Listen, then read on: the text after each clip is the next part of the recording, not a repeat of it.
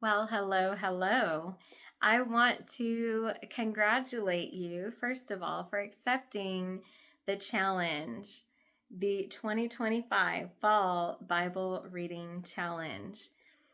We are going to be reading through the New Testament in just 90 days, and that is totally achievable and attainable if you give it about 15 minutes a day on average.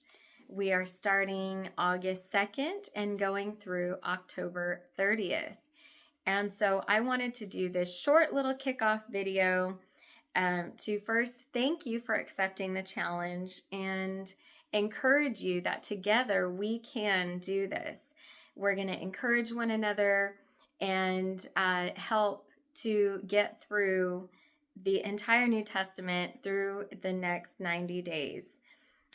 This is exciting. You will be blessed. The Word of God is always good, it's always encouraging and helpful and beneficial for us. So I'm just going to give you a few quick insights here. I'm going to try to go through this very quickly.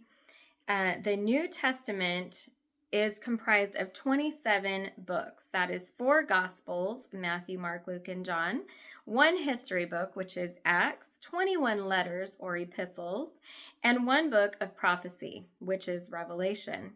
There's something for everyone.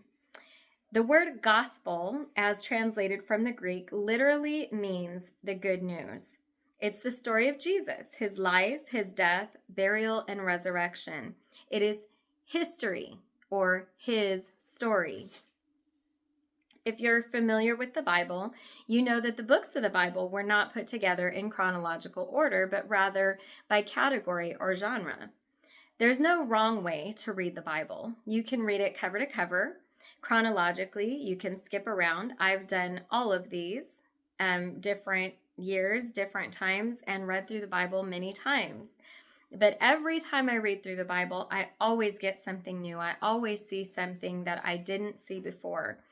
And as I've said many times before, I encourage you to read through the Bible in different versions, read it different ways, because it always just helps to give you a different viewpoint. And so I've done many different reading plans over the years. But that being said, this reading plan that we're going to be doing follows the order of the books that are listed in the Bible, with the exception of the 4 Gospels, which are woven in different places throughout the 90-day reading plan in different order than what they appear in the Bible. So we're kind of actually working backwards with the Gospels, because the Gospel of John is estimated and believed to have been written about 85 AD, whereas the other 3 Gospels are all believed to have been written between 50 and 75 AD. But each one gives a different perspective of the events that occurred.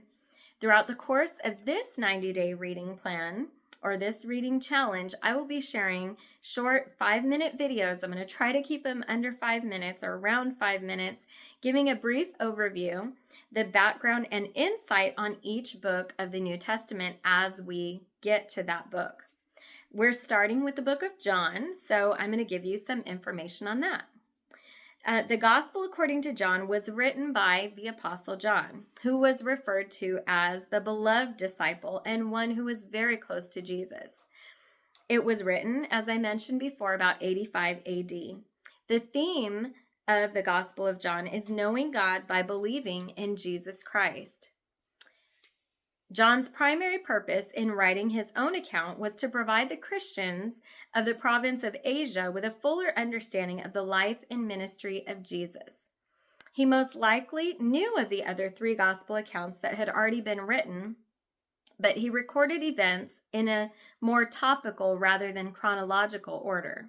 He divided Jesus' ministry into 2 distinct parts. Chapters 2 through 12 relate to his public ministry, and chapters 13 to 21 more his private ministry to his disciples. Some other differences to note are that instead of familiar parables, John writes lengthy discourses. And instead of recording many miracles and healings, John only records 7 carefully picked miracles. There's so much that we can learn and apply from John's Gospel, so let's wrap this up and dig in. We'll be reading 3 chapters of John a day for the next 8 days. And next Friday, I'll be sharing a short introduction video to the book of Acts. So until then, may your life be blessed and enriched through reading the Word of God. God bless you, and let's do this.